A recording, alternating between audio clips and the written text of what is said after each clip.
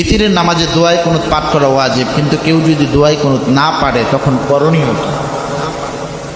সুন্দর প্রশ্ন, সহজ জবাব দিচ্ছি। বিতিরের নামাজে দোয়ায় কুনুত পাঠ করা ওয়াজিব।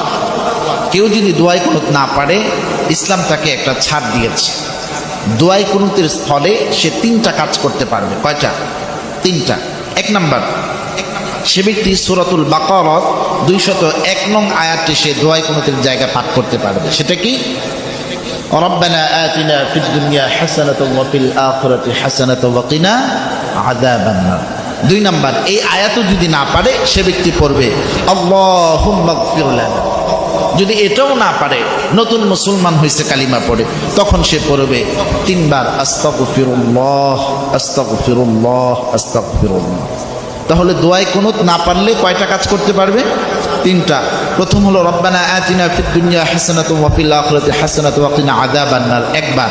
এটা না পারলে যদি বাকি 2টা অপশন নিতে চায় তাহলে 3 বার করে পাঠ করতে হবে। সে 3 বার পড়বে আল্লাহুম্মা গফির লানা আল্লাহুম্মা গফির লানা আল্লাহুম্মা গফির লানা। এটা না পারলে সে পড়বে আস্তাগফিরুল্লাহ আস্তাগফিরুল্লাহ আস্তাগফিরুল্লাহ। তবে এই সুযোগ তার সীমিত সময়ের জন্য, সব সময়ের জন্য নয়। কতদিনের জন্য?